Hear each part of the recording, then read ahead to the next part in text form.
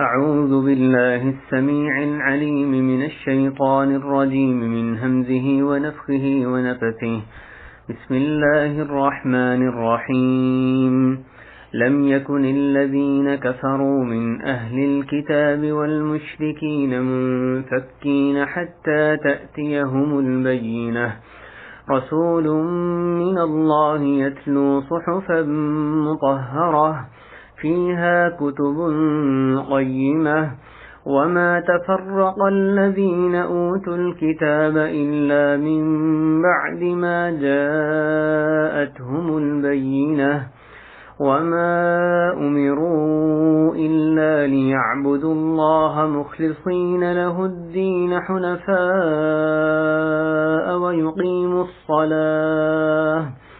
ويقيموا الصلاة ويؤتوا الزكاة وذلك دين القيمة.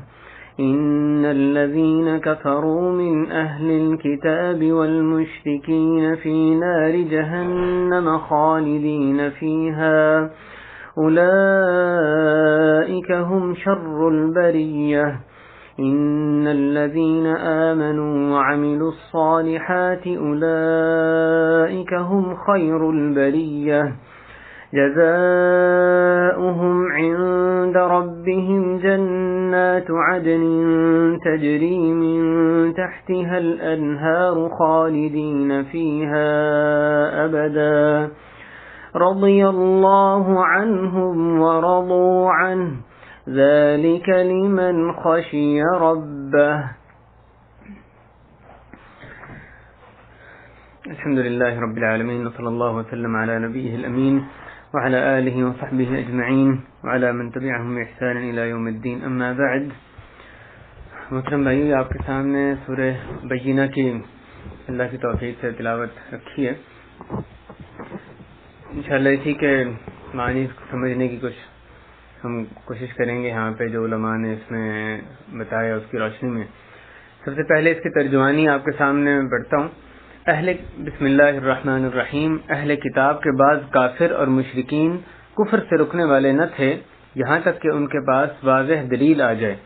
اللہ کی طرف سے ایک رسول جو پاکیزہ صحیفے پڑھے جن میں درست اور معتدل احکام ہیں، اور جن لوگوں کو کتاب دی گئی تھی ان میں تفرقہ ان کے پاس واضح دلیل آ جانے کے بعد پڑا، حالانکہ انہیں یہی حکم دیا گیا تھا کہ وہ بندگی کو اللہ کے لیے خالص کر کے یکسو ہو کر اس کی عبادت کریں اور وہ نماز کو قائم کریں اور زکوٰۃ دیں، اور یہی سیدھی ملت کا دین ہے.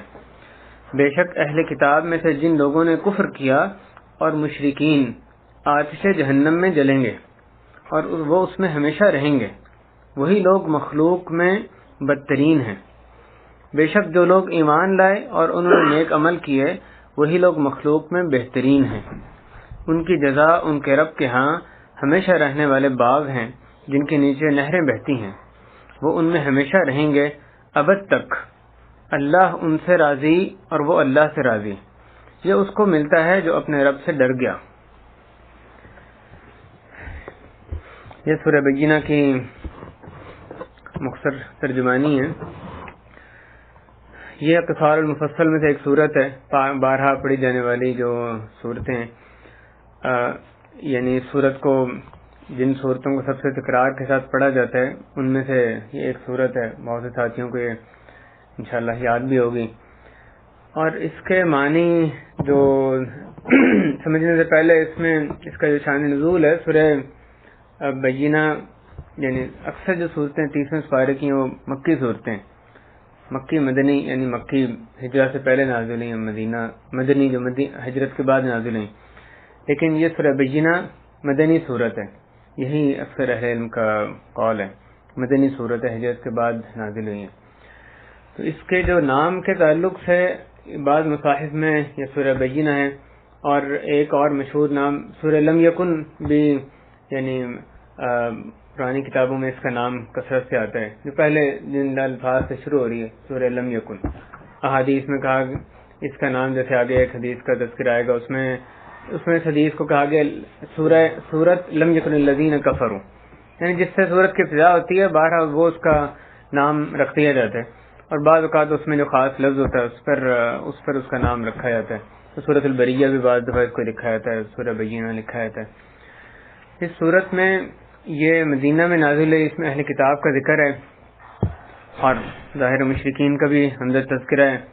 شروع میں اس کا ذکر ہے کہ ان کے پاس رسول کریم صلی اللہ علیہ وسلم مبعوث کیے گئے, ایک روشن دلیل ان کے پاس آ گئی, اس کے باوجود انہوں نے اس کا انکار کیا. اور ان کے تفرقہ کی وجہ کیا تھی اس کو بھی بیان کیا گیا. وہ حق کو جاننے کے باوجود انہوں نے حق سے اختلاف کیا. اور پھر جو کافر اور مومن لوگ ہیں ان کا انجام کار اس سورہ کے دوسرے حصے میں وہ بیان کیا گیا, دونوں کی بعض صفات اور پھر دونوں کا انجام جو اس میں بیان کیا گیا. پہلی آیت میں اللہ تعالیٰ فرماتے ہیں لم يكن الذين كفروا من اهل الكتاب والمشركين منفكين حتى تأتيهم البينة. کوشش کرتے ہیں اس میں جو الفاظ آ رہے ہیں ان کو بھی ساتھ ساتھ یعنی اردو میں ان کا جو اشتقاق ہے یا ان کا جو معنی ہے وہ بھی سمجھتے رہیں. آپ کو واضح لگے گا کہ اس میں سے بہت سے الفاظ ایسے ہیں صورت میں بھی جو کہ عام فہم یعنی اردو میں بھی اس سے وہ لفظ یا اس سے ملتا جلتا لفظ استعمال ہوتا ہے. تو باقی چند ایک الفاظ ہیں ان کو بھی اگر ازبر کر لیا جائے ان کے معنی کو تو آپ آرام سے اس کا ترجمہ یعنی یاد رکھ سکتے ہیں. پہلی آیت میں آتا ہے کہ اہل کتاب اور مشرکین, اس سے اللہ تعالیٰ نے شروع یہاں سے کیا کہ وہ لوگ جنہوں نے کفر کیا اہل کتاب میں سے بھی اور مشرکین میں سے بھی, وہ ہٹنے والے نہیں ہیں, رکنے والے نہیں ہیں حتیٰ کہ ان کے پاس روشن دلیل, واضح ظاہر دلیل آ جائے. تو لم یکن الذین کفروا من اہل الکتاب والمشرکین, وہ لوگ جنہوں نے کفر کیا اہل کتاب میں سے اور مشرکین میں سے. لم یکن منفکین, منفکین یعنی رکنے والے, لم یکن منفکین وہ رکنے والے نہیں ہیں. یعنی کس چیز سے رکنے والے نہیں, اپنے شرک سے اپنی برائیوں سے وہ رکنے والے نہیں تھے, رکنے والے نہیں ہیں. حتیٰ کہ تأتیہم البینہ, حتیٰ کہ ان کے پاس آ جائے, تأتیہم آ جائے, البینہ روشن دلیل, بینہ جیسے بیان یا کھول کے ایسی دلیل, ایسی چیز جس سے حق کو ثابت کیا جا سکے. جیسے حدیث میں آتا ہے البینۃ علی من ادعی یا علی المدعی, کہ جو مدعی یہ دعویٰ کرنے والا ایک شخص کورٹ میں جا کے کوئی دعویٰ کرتا ہے تو اس کے لیے لازم ہے بینہ لے کر آئے, کوئی ثبوت لے کر آئے, ورنہ تو ہر شخص کوئی بھی جا کے دعویٰ کرے, لیکن اس کے لیے ضروری ہے بینہ لے کر آئے. تو مراد بینہ کی لفظ کی تشریح ہے کہ بینہ یعنی دلیل, کوئی بھی چیز جس سے کہ حق واضح کیا جا سکے.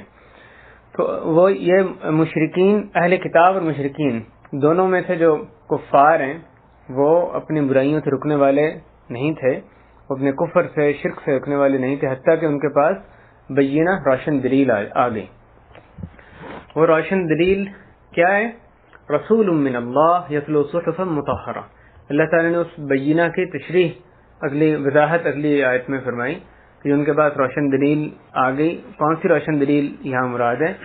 اللہ کی طرف سے ایک رسول, رسول من اللہ, جو کہ ان کو پاک صحیفے پڑھ کے یعنی جو کہ پاک صحیفے کو تلاوت کرتا ہے. اللہ کی طرف سے اللہ تعالیٰ نے خاص طور سے فرمایا رسول من اللہ, اللہ کی طرف سے رسول. ظاہر رسول کریم صلی اللہ علیہ وسلم حضرت محمد صلی اللہ علیہ وسلم کو اللہ تعالیٰ نے رسول بنا کے بھیجا تھا. وما ارسلناک الا رحمۃ للعالمین, ارسلناک ہم نے آپ کو بھیجا. تو وہ اللہ کی طرف سے بھیجے گئے رسول تھے. اللہ تعالیٰ خاص طور سے فرما رہے ہیں رسول من اللہ, اللہ کی طرف سے رسول. یہ روشن دلیل تھی جو ان کے پاس بھیجی گئی, ان کے پاس آئی. اور یہ جو رسول تھے یہ کیا کرتے ہیں؟ یتلو صحفا مطہرہ, یتلو تلاوت کرتے ہیں, صحفا صحیفوں کی, صحف صحیفہ کی جمع ہے, مطہرہ پاکیزہ. تو وہ رسول ان کے پاس بھیجا گیا جو کہ تلاوت کرتا ہے, پڑھتا ہے پاکیزہ صحیفے, اور اس سے مراد قرآن مجید ہے. جیسے اللہ تعالیٰ نے دوسرے مقام پہ فرمایا کہ فی صحف مکرمہ مرفوعۃ مطہرہ. یہاں پہ جو لفظ مطہر ہے وہ سورہ عبس میں استعمال کیا گیا. فی صحف مکرمہ یعنی تکریم والے صحیفوں میں یہ کتاب درج ہے. مرفوعۃ مطہرہ بلند اور پاکیزہ, مرفوعۃ مطہرہ.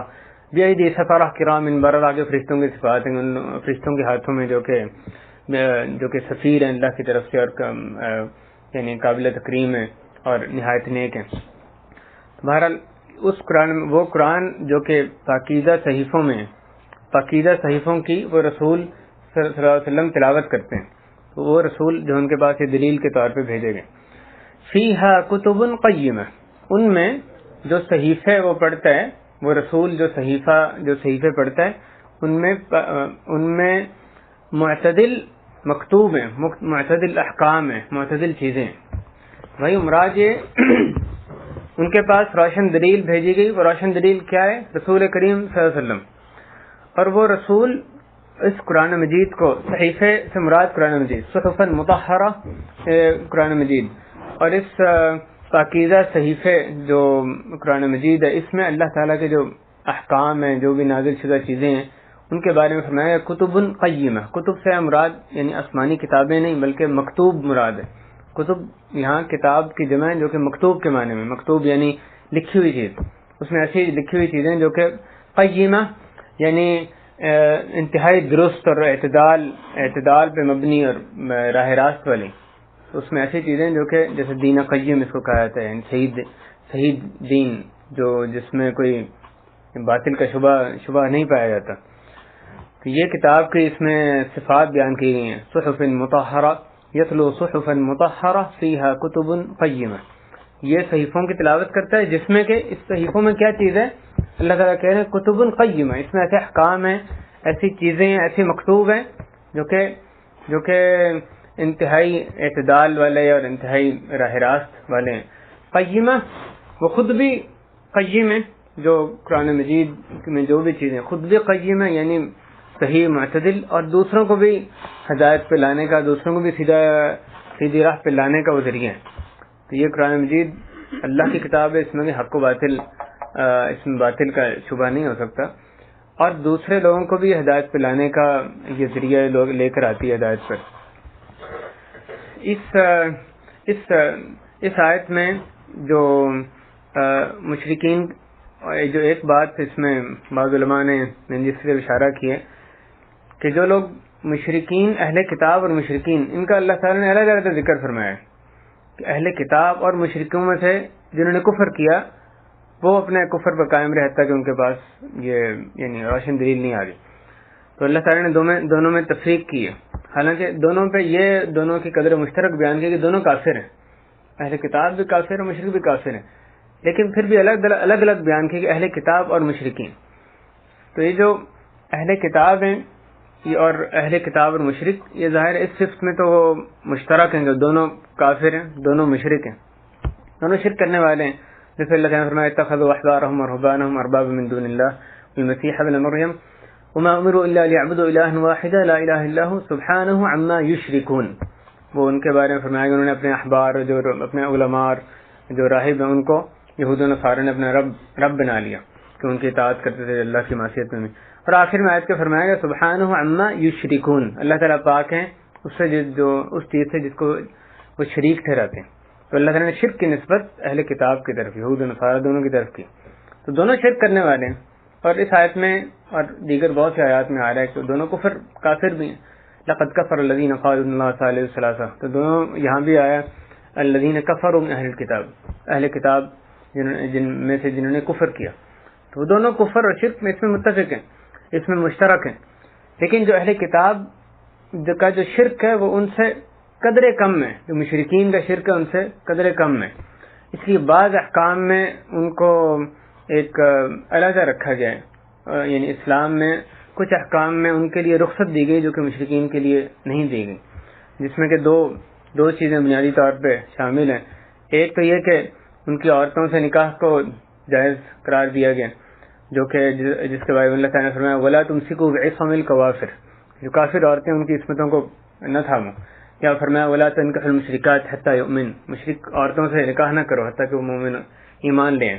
لیکن جو اہل کتاب کی عورتیں ان کے بارے میں فرمایا يَسْأَلُونَكَ مَاذَا أُحِلَّ لَهُمْ، سورہ مائدہ میں قُلْ أُحِلَّ لَكُمْ الطَّيِّبَاتُ، تمہارے لیے حلال کی گئی یہ چیزیں، اور آگے جا کے فرمایا وَالْمُحْصَنَاتُ مِنَ الْمُؤْمِنَاتِ، مومنات میں سے جو پاکیزہ عورتیں، پاک دامن عورتیں، وَالْمُحْصَنَاتُ مِنَ الَّذِينَ أُوتُوا الْكِتَابَ مِنْ قَبْلِكُمْ، اور تمہارے سے پہلے جن کو لوگوں کو کتاب دی گئی ان میں سے جو پاکیزہ پاک دامن عورتیں، ان کو بھی تمہارے لیے حلال کیا گیا. تو ایک تو ان سے ایک اس میں ان کے احکام میں یہ فرق ہے، اور دوسرا فرق ذبیحہ کا فرق ہے. جیسے اسی آیت کے میں آتا ہے سورہ مائدہ میں وطعام الذین اوتوا الکتاب حل لکم وطعامکم حل لہم، کہ جو اہل کتاب کے طعام ہے، یہاں طعام سے مراد جیسے عبداللہ بن عباس رضی اللہ عنہما اس کی تشریح میں فرماتے ہیں طعام سے مراد ذبائح ذبیحہ ہے، یعنی ہر کھانا اس آیت میں طعام سے مراد نہیں بلکہ ذبیحہ، ذبح جو وہ یہودی نصرانی ذبح کرتا ہے وہ ہمارے لیے اس کو کھانے کی اجازت دی گئی، جبکہ جو کوئی اور مشرک مجوسی کوئی اور ذبح کرتا ہے غیر کتابی تو اس کی اجازت نہیں دی گئی. تو ان کے کفر اور شرک دوسرے مشرکوں سے قدر کم میں، بے شک وہ دونوں کفر اور شرک میں یعنی مشترک ہیں، اس لیے ان کو دو احکام میں یعنی ان کے لیے علیحدہ سے نازل ہوئے. اور جیسے علماء فرماتے ہیں کہ سب سے جو سب سے بدتر یعنی کفر ہے وہ منافقین کا ہے، ان المنافقین فی الدرک الاسفل من النار، سب سے بدتر ان کا ہے. اس کے بعد پھر مشرک ہیں، اس کے بعد یہ یہود و نصارہ میں سے پہلے یہودی آتے ہیں اور اس کے بعد پھر عیسائی آتے ہیں. جیسے اللہ تعالیٰ نے فرمایا لَتَجِدَنَّ أَشَدَّ النَّاسِ عَدَاوَةً لِلَّذِينَ آمَنُوا الْيَهُودُ وَالَّذِينَ أَشْرَكُوا، جو سخت تر عداوت ایمان والوں کے لیے تم پاؤ گے وہ یہودی اور مشرک، نصارہ کو تم پاؤ گے کم، یعنی آگے ان کی صفات بیان کی. تو سب سے جو منافق، اس کے بعد مشرک، اس کے بعد یہودی، اس کے بعد نصرانی، اس طرح سے ان کے درجے. اور یہ سارے کے سارے یعنی کفر و شرک میں بہرحال سب مشرک، یعنی ان میں وہ قدر مشترک ہے. تو ان کے بارے میں اللہ تعالیٰ نے فرمایا کہ یہ اپنے کفر اور ضلالت اور گمراہیوں پہ قائم رہنے والے ہیں، حتیٰ کہ ان کے پاس یہ روشن دلیل رسول اکرم صلی اللہ علیہ وسلم کی صورت میں یا آ گئی، اور وہ رسول جو کہ اللہ کی کتاب ان کو پڑھ کے سناتے ہیں، جو اللہ کی کتاب خود بھی پڑھتے ہیں ان کو بھی پڑھ کے سناتے ہیں. ایک ایسے صحیفے، پاکیزہ صحیفے جن میں کہ انتہائی قیمتی اور اعتدال پسند اور راہ راست پہ لانے والی جو آیات ہیں، جو چیزیں اس میں درج کی گئی ہیں. اس کے آگے فرمایا گیا وما امروا، اور ان کو حکم نہیں دیا گیا، کن کو یعنی جو اہل کتاب کو حکم نہیں دیا گیا، وما امروا الا، سوائے اس کا کہ لیعبدوا اللہ مخلصین لہ الدین، سوائے اس کا کہ وہ اللہ کی عبادت کریں، اپنے دین کو اس کے لیے خالص کر کے. ان کو اسی چیز کا ہی حکم دیا گیا یعنی جو ان کی کتابوں میں بھی اس سے پہلے جو یہود و نصارہ کی کتابیں، تورات، انجیل، یا جو بھی اللہ نے کتابیں دیگر نازل فرمائیں، سب میں یہ حکم دیا ماننے والوں کو کہ صرف اللہ کی عبادت کرو اور اس کے ساتھ کسی کو شریک نہیں کرنا. مخلصین لہ الدین، دین کو اس کے لیے خالص کر کے. مخلصین لہ الدین حنفاء یعنی یکسو ہو کر، باطل کو چھوڑ کر صرف حق کو پکڑ کر. جیسے اللہ نے فرمایا کہ وما ارسلنا من رسول الا نوحی الیہ انہ لا الہ الا انا فاعبدون، کہ ہم نے کوئی رسول نہیں بھیجا سوائے کہ ہم اس کی طرف یہ وحی کرتے کہ صرف کہ میرے سوا کوئی معبود برحق نہیں ہے، بس تم میری ہی عبادت کرو. ہر رسول کی یہی دعوت تھی، توحید میں کسی کا کوئی اختلاف نہیں تھا، کہ یہی دعوت تھی کہ اللہ کے سوا کوئی معبود برحق نہیں، صرف اس کی ہی عبادت کرو. فاعبدونی، صرف میری ہی عبادت کرو. یہاں بھی یہ کہا گیا ان کو اس کا حکم دیا گیا تھا کہ وہ صرف اللہ کی عبادت کریں، دین کو اس کے لیے خالص کر کے. حنفاء یعنی حنیف کی جمع، حنفاء یکسو ہو کر. حنیف کا مطلب مائل ہونے والا، مراد جہاں پہ بھی یہ حضرت ابراہیم علیہ السلام کی صفت کے طور پہ بھی استعمال ہوا ہے دیگر مقامات پہ، حنیفا مسلما ما کان من المشرکین. تو مراد یہ کہ شرک اور گمراہی کو چھوڑ کر صرف توحید کو پکڑنے والے. یہ نہیں کہ توحید کو بھی پکڑا ہوا ساتھ ساتھ شرک بھی چل رہا ہے، شرک کو مکمل طور پہ چھوڑ کے صرف توحید کو پکڑنے والے. تو وہ اللہ کی عبادت خالص ہو کر اس طرح سے کرتے کہ کسی اور کی عبادت کا اندر شائبہ نہ ہوتا، صرف اللہ کے لیے یکسو ہو کر عبادت کرتے. حنفاء یکسو ہو کر اللہ کی عبادت کرتے. اور جیسے اللہ نے فرمایا وَلَقَدْ بَعَثْنَا فِي كُلِّ أُمَّةٍ رَسُولًا أَنِ اعْبُدُوا اللَّهَ وَاجْتَنِبُوا الطَّاغُوتَ، ہم نے ہر امت میں ایک رسول بھیجا، کیا پیغام دے کر اعبدوا اللہ، اللہ کی عبادت کرو، لیکن صرف اتنا کافی نہیں، اللہ کی عبادت کرو. وَاجْتَنِبُوا الطَّاغُوتَ، اور طاغوت سے اجتناب کرنا ہے، صرف اللہ کی عبادت کرنی ہے اور باطل کو چھوڑنا ہے، شرک گمراہی کو چھوڑنا ہے، صرف توحید کو اللہ کی خالص ہو کے اس کی عبادت کرنی. تو یہ یہاں حنفاء فرمایا گیا، ان کو حکم یہی دیا گیا تھا اللہ کی خالص ہو کے عبادت کریں، دین کو خالص کر کے اس کی عبادت کریں اور یکسو اختیار کریں. وَيُقِيمُ الصَّلَاةَ وَيُؤْتُ الزَّكَاةَ، یہ کہ وہ نماز قائم کریں اور زکوٰۃ دیں، اس کا بھی ان کو حکم دیا گیا، اہل کتاب کو بھی، کہ وہ نماز قائم کریں اور زکوٰۃ ادا کریں۔ وذالک دین القیمہ، لہذا بھائی اس سے یہ بھی معلوم ہوتا ہے پچھلی جو شریعتیں گزری ان میں بھی یہ قدر مشترک تھی، سب میں نماز کا حکم تھا، سب میں زکوٰۃ کا حکم تھا۔ بے شک ممکن ہے طریقہ کار میں اختلاف ہو، اوقات کار میں یا تفصیلات میں، جو یعنی فقہی تفصیلات میں ضرور اختلاف ہے، جو احکام ہیں، لیکن بنیادوں پہ سب انبیاء متفق تھے۔ تو ان میں جن چیزوں میں متفق تھے ان میں یہ بھی یہاں اللہ تعالیٰ نے اصلاً بیان فرمائی کہ یہ توحید کا مسئلہ ہے یا نماز قائم کرنا ہے، زکوٰۃ دینا ہے، سب انبیاء کو، سب امتوں کو یہ حکم دیا گیا، وَيُقِيمُ الصَّلَاةَ وَيُؤْتُ الزَّكَاةَ۔ اور جو یہ لفظ استعمال کیا جاتا ہے بار بار اقامت صلاح کا، یہ نہیں کہا جاتا کہ یصلو یصلی کہ نماز پڑھو، بلکہ نماز قائم کرو۔ تو اس میں نماز پڑھنے سے آگے جو مزید اس میں جو معنی شامل ہے کہ نماز کو ایک تو ایک اپنے وقت پہ ادا کیا جائے، اور دوسرا اس کے ظاہری و باطنی جو آداب ہیں ان کو خیال رکھتے ہوئے اس کو ادا کیا جائے، صحیح طرح سنت کے مطابق اس کو ادا کیا جائے، اس کو ہم کہیں گے اقامت صلاح، ان جو نماز کا نظام قائم کیا جائے۔ اگر مرد ہے تو یعنی نماز باجماعت ادا کریں، جو بھی اس کے فرائض سنتیں ہیں ان کو منحوظ خاطر رکھ کے ادا کریں، تو اس کو ہم کہیں گے اقامت صلاح۔ صرف نماز پڑھنا کافی نہیں، بلکہ ایسے پڑھنی ہے، اپنے وقت سے پڑھنی ہے، اور ویسے پڑھنی ہے جیسے سنت ہے، جیسے رسول نے فرمایا صلو کما رأیتمونی اصلی، سر نماز پڑھو جیسے تم نے مجھے دیکھا ہے نماز پڑھتے ہوئے۔ تو نماز پڑھنی نہیں، نماز قائم کرنی ہے، یعنی اس کو صحیح طرح سے ادا کرنا ہے سنت کے مطابق۔ اور اسی طرح ویؤت الزکاۃ، اور یہ کہ وہ زکوٰۃ ادا کریں، اس کا ان کو حکم دیا گیا۔ ایک بدنی عبادت جو اہم ترین بدنی عبادت، اس کا تذکرہ کیا گیا توحید کے بعد نماز، اور پھر اس کے اگلا جو رکن اسلام ہے زکوٰۃ، اس کا ذکر کیا گیا۔ وذالک دین القیمہ، اور یہی راہ راست کی جو صحیح ملت کا دین ہے۔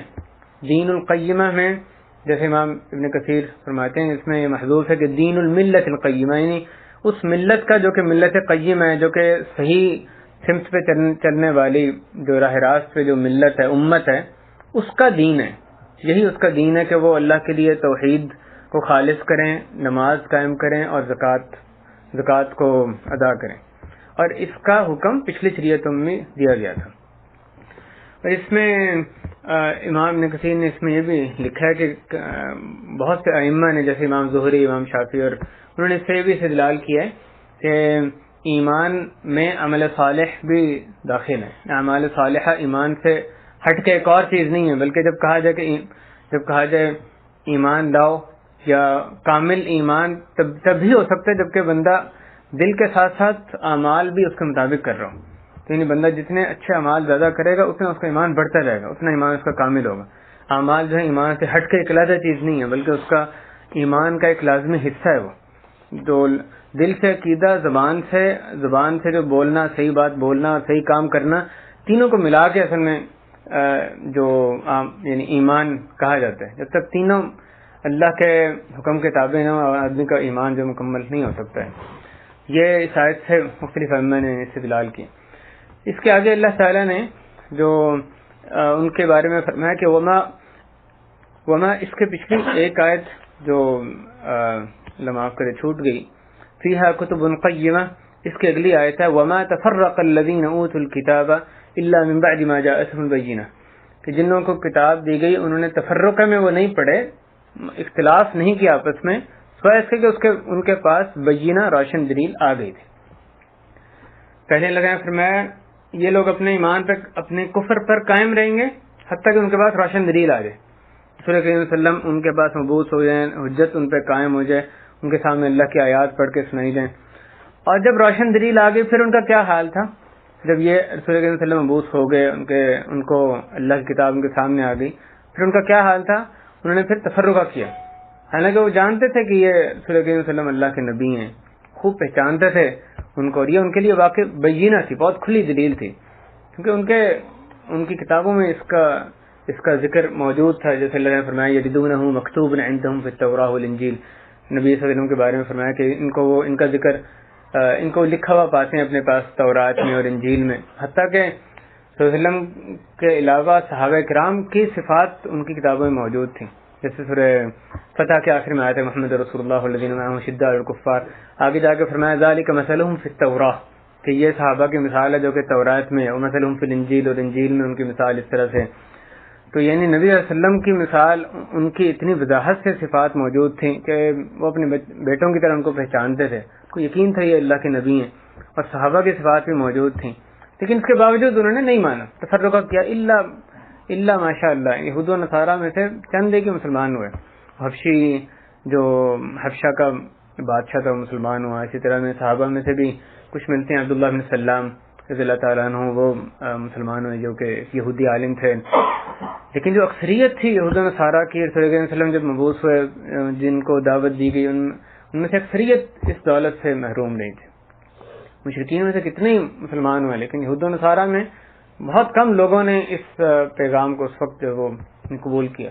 کیوں قبول نہیں کیا؟ اس لیے نہیں کہ ان کو پتہ نہیں چلا کہ حق ہے، یہ ان کے لیے بہت واضح دلیل تھی. رسول اللہ کو اتنا واضح پہچانتے تھے، ان کو پتہ لگ گیا تھا اللہ کا کلام ہے، لیکن حسد کی وجہ سے، بغض اور ہٹ درمی کی وجہ سے انہوں نے نہیں مانا. حسد من عند انفسہم، صرف حق کو ٹھکرانے کے لیے جانتے بوجھتے کہ یہ حق ہے، پھر بھی انہوں نے اس کو نہیں مانتے تھے.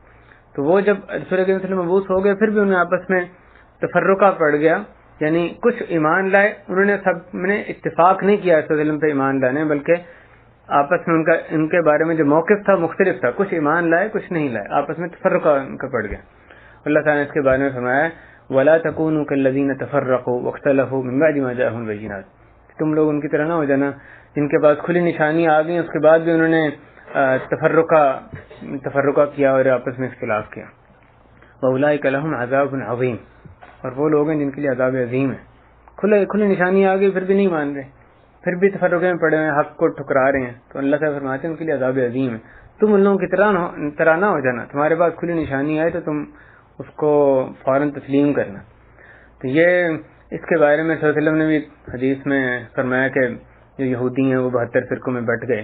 تفرقے کی طرف، ان کے تفرقے کی طرف صلی اللہ علیہ وسلم نے اشارہ کیا کہ وہ 72 فرقوں میں 71 فرقوں میں بٹ گئے. نصارہ جو ہیں وہ 72 فرقوں میں بٹ گئے. پھر آگے آپ نے ذکر کیا کہ یہ امت 73 فرقوں میں بٹ جائے گی، سب جو فرقے ہیں وہ آگ میں جائیں گے سوائے ایک فرقے کے، وہ فرقہ ہے جو کہ میں انا علیہ واصحابی، تو اس طریقے پر ہوگا جس پہ کہ میں ہوں اور میرے صحابہ رضوان اللہ علیہم اجمعین، وہ جس طریقے پر قائم ہے، جو سنت پر اس طرح سے قائم ہوگا جس طرح کے صحابہ نے عمل کر کے دکھایا، وہ نجات پائے گا. باقی جو بھی چاہے وہ امت کی طرف منسوب ہوتا ہو اس سے کوئی فرق نہیں پڑتا، وہ پھر بھی اس کا آگ ٹھکانا بنے گی. اللہ تعالیٰ آگ سے ہم بچا کے رکھے. یہ تفرقہ کی طرف اس حدیث میں وضاحت سے اشارہ کیا گیا جو صحیح حدیث ہے. بہرحال اس کے بعد کہ ان کے پاس نشانی آ گئی، پھر بھی انہوں نے اس میں حق کے بارے میں اختلاف کیا، تفرقے میں پڑ گئے. من بعد ما جاءتهم البینۃ، یہاں پہ اللہ تعالیٰ نے صرف پہلی کتاب کا ذکر کیا، مشرکین کا نہیں کیا اس آیت میں، کیونکہ مشرکین کو علم نہیں تھا. اہل کتاب سے ان کو تو علم تھا، کو اللہ نے بتایا تھا ایک نبی آنا ہے اور وہ اس کے اندر منتظر تھے. پھر آنے کے بعد ہٹ درمی انہوں نے اختیار کیا، اس کو نہیں مانا. تو ان کو تو بہت کھل کے پتا تھا کہ یہ حق ہے.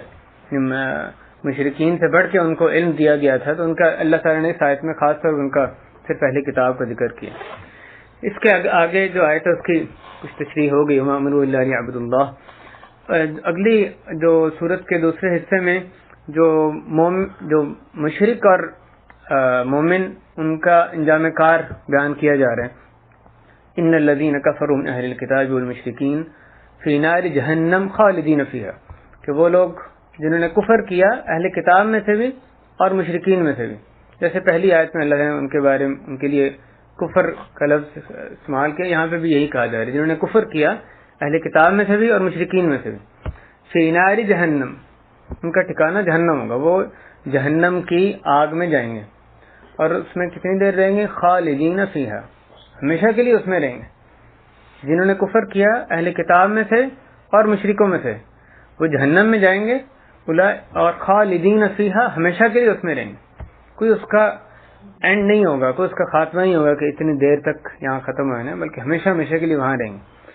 اولئک ہم شر البریہ، اس لفظ پہ بھائی غور کریں، کیا کتنی قباحت والا لفظ، یعنی کتنا سنگین لفظ اللہ نے ان کے لیے استعمال فرمایا. اولئک ہم، وہ لوگ، وہی لوگ ہیں جو کہ شر البریہ، مخلوقات میں سے بدترین لوگ ہیں.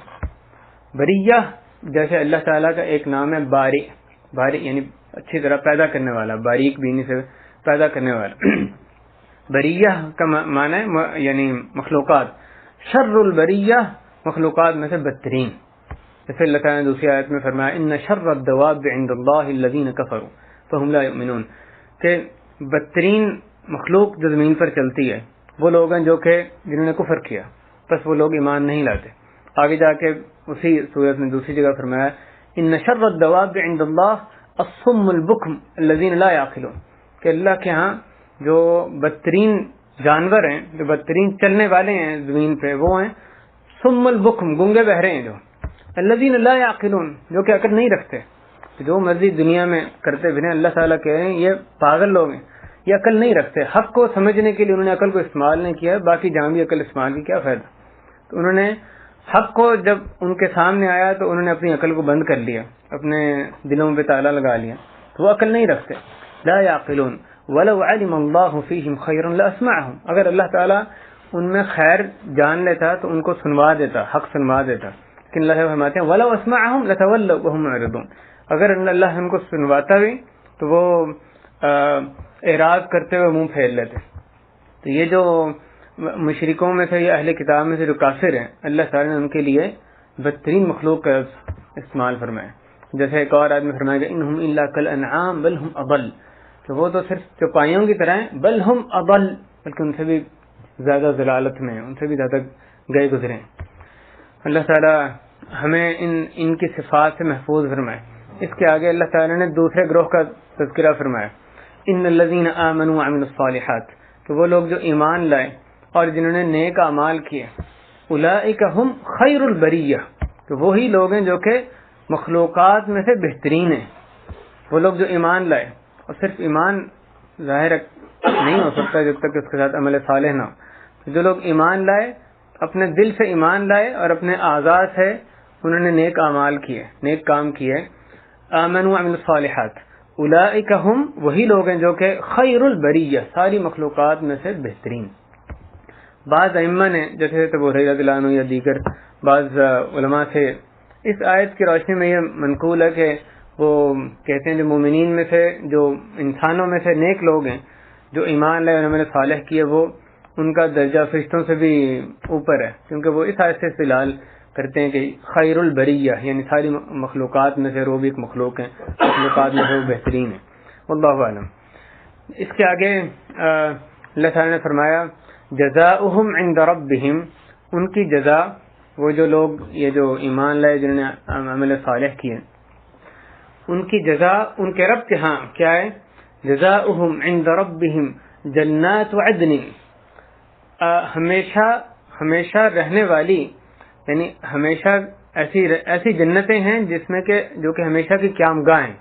جنات عدن یعنی جنات اقامہ، جن میں کہ جو اقامت ہے، جن میں انسان کا جو قیام ہے وہ ہمیشہ ہوگا.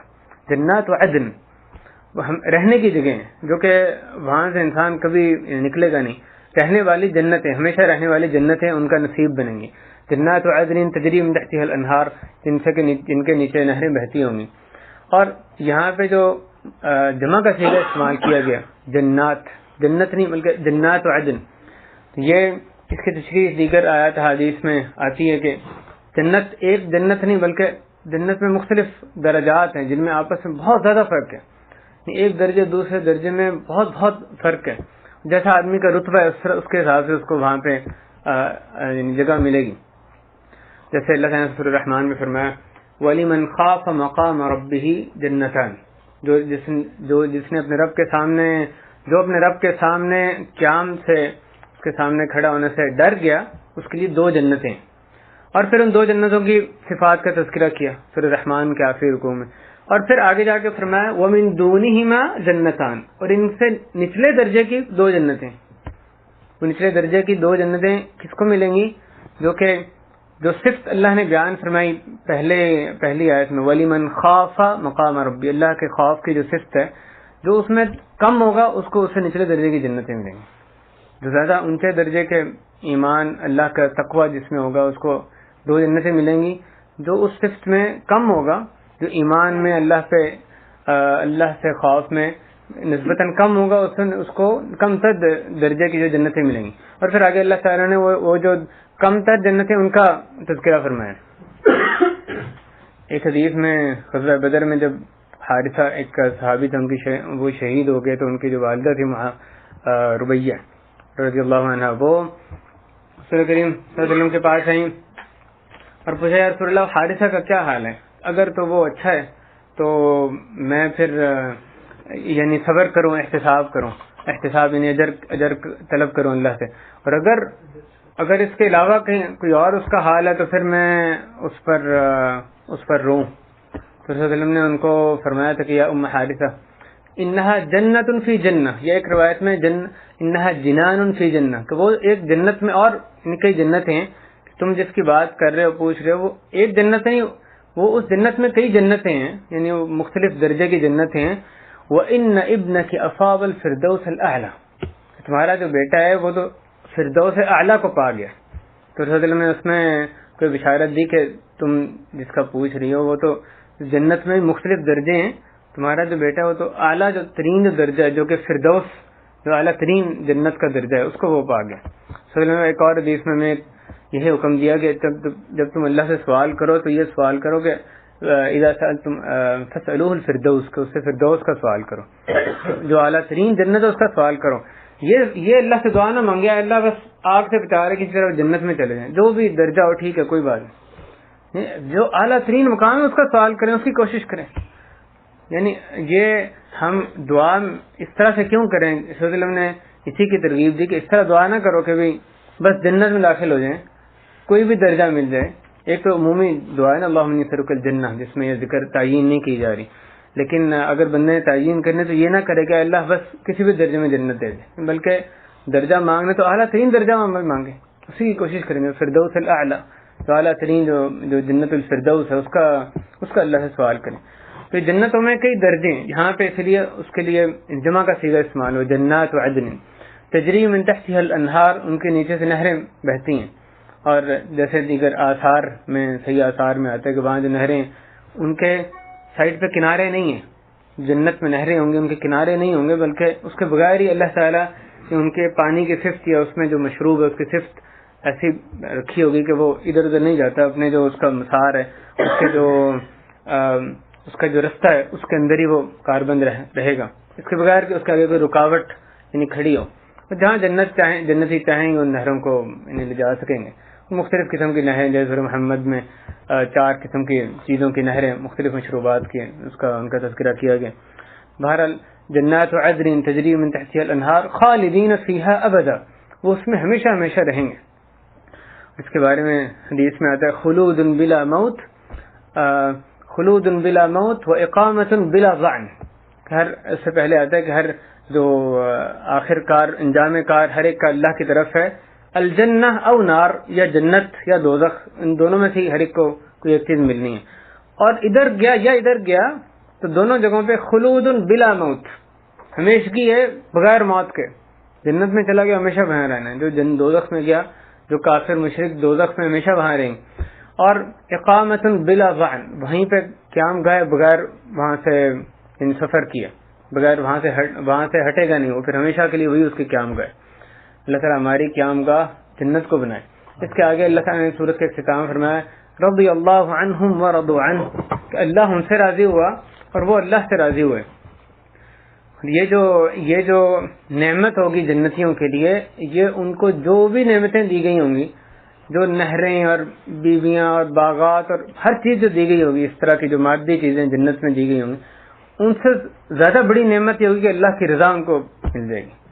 جیسے اللہ تعالیٰ نے فرمایا وَرِضْوَانٌ مِّنَ اللَّهِ أَكْبَرُ, کہ اللہ کی جو رضا ہے وہ اور بڑی ہے, وہ ساری جنتوں کی نعمتوں سے زیادہ بڑی ہے. حدیث میں آتا ہے کہ رسول کریم صلی اللہ علیہ وسلم نے فرمایا اللہ تعالیٰ جنتیوں سے پوچھیں گے یا اہل الجنہ, کہ اے جنتیوں, تو وہ کہیں گے لبیک, اور سعدی کی حدیث بخاری مسلم میں موجود ہے, لبیک ربنا وسعدیک, کہ آپ کو یعنی وہ ان کو لبیک کہیں گے.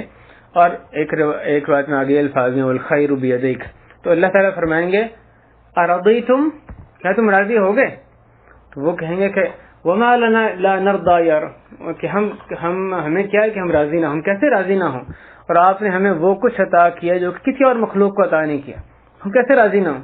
تو اللہ تعالیٰ فرمائیں گے کہ میں تمہیں جو کچھ عطا کیا اس پہ تم اتنا خوش ہو، اس سے بھی بڑھ کے، اس سے بھی افضل چیز تمہیں عطا کروں گا۔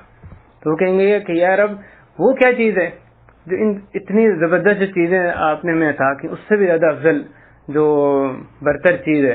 تو اللہ تعالیٰ فرمائیں گے کہ احل علیکم رضوانی ولا اسخط علیکم بعدہ ابدا، کہ تمہاری رضا، میری رضا تمہارے لیے واجب ہوگی اور میں اس کے بعد کبھی تم سے ناراض نہیں ہوں گا۔ تو یہ جو نعمت ہے یہ ہر نعمت سے بڑی ہوگی، ساری نعمتیں ان کو ملیں گی، اللہ تعالیٰ ان کو فرمائیں گے اس سے بڑی تمہیں ایک نعمت دوں ابھی دینے والوں، اور پھر یہ نعمت ان کو عطا کی جائے گی، ہمیشہ کے لیے میں تمہارے سے راضی ہو گیا۔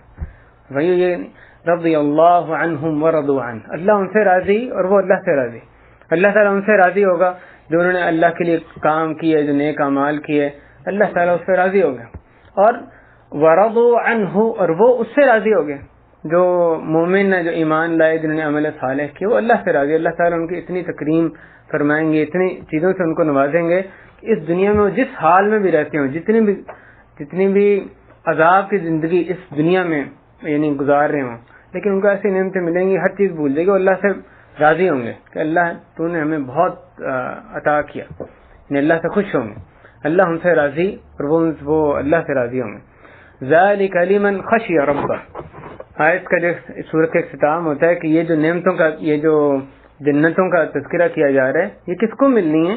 یہ جو ہمیشہ کے باغات ہیں اور اللہ کی جو رضا ہے، اللہ ان سے راضی اور وہ ان سے اللہ سے راضی، یہ کس کے نصیب میں آنی ہے؟ ذالک لمن خشی ربہ، لمن اس شخص کے لیے، خشی ربہ جس نے خشیت اختیار کی اپنے رب سے، جو اللہ سے ڈر گیا، جس نے اللہ کا کہ اس سے خشیت اختیار کی، اس کو یہ نعمتیں ملیں گی۔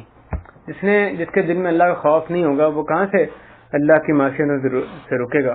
وہ پھر جنتوں میں جانے سے محروم رہے گا۔ ذالک لمن خشی ربہ، یہ دعا رسول کریم صلی اللہ علیہ وسلم فرمایا کرتا تھے، اللہم انی اسألک خشیتک فی الغیب والشہادہ، کہ اللہ میں تیرے سے تیری خشیت کا، تیرے سے خوف کا سوال کرتا ہوں، غیب میں بھی شہادہ میں بھی، کہ سب کے سامنے ہوں یا خلوت میں ہوں، دونوں حالتوں میں اللہ تیرے سے تیرے خوف کا سوال کرتا ہوں۔ ایک حدیث میں یہ دعا بھی آتی ہے، اللہم اقسم لنا من خشیتک ما تحول به بیننا وبین معصیتک، کہ اللہ ہمارے نصیب میں اس قدر خشیت لکھ دے جو کہ جس کے ذریعے تو ہمارے اور اپنی معصیت کے درمیان حائل ہو جائے۔ تو اللہ کی جو خشیت ہے وہ لازماً انسان کو معصیت سے روکے رکھتی ہے، اور اگر اس میں خشیت ہوگی، انسانی تقاضے، بشری تقاضے میں کوئی گناہ میں مبتلا ہو بھی گیا تو اس پہ اصرار نہیں کرے گا، پھر اللہ کو یاد آ جائے گا اور توبہ کر لے گا۔ اگر وہ فسق و فجور کی زندگی گزار رہا ہے تو اس کا مطلب اللہ کے خوف کی اس میں شدید کمی ہے۔ جتنا جو اللہ کے خوف میں زیادہ ہوگا اتنے اعلیٰ درجات اس کو جنتوں میں ملیں گے، اور اتنے ہی وہ اس کے اللہ کا خوف، اللہ کی خشیت وہ اس کے جنت میں جانے کا سبب بنے گی۔ اللہ تعالی ہمیں جنت میں داخلہ ہمیں نصیب فرمائے۔ اللہم حاسبنا حسابا یسیرا، اللہ تعالی ہمارا حساب کتاب آسان فرمائے، ہمیں آسانی کے ساتھ، آسان حساب کے بغیر حساب کے ہمیں جنتوں میں داخل فرمائے۔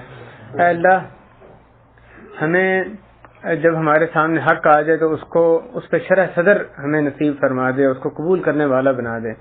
اے اللہ ہمیں ان لوگوں میں شامل نہ فرما جن میں کفر اور فسق اور جو معصیت ہے ان کو محبوب بنا دی گئی، بلکہ اللہ ایمان کو ہمارے لیے محبوب بنا دے، اس کو ہمارے دلوں کی زینت بنا دے، اور جو کفر فسق اور معصیت کی چیزیں ان کو ہمارے لیے مکروہ ناپسندیدہ بنا دے۔ اے اللہ ہمیں ہدایت یافتہ لوگوں میں بنا دے۔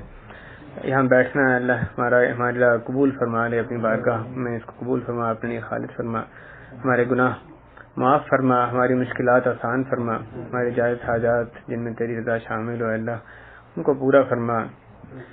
اے اللہ قرآن کو پڑھنے، سمجھنے، اس پہ عمل کرنے، دوسروں کو اس کی طرف دعوت دینے، اس کے حقوق ادا کرنے کی اے اللہ تو ہمیں توفیق عطا فرما دے۔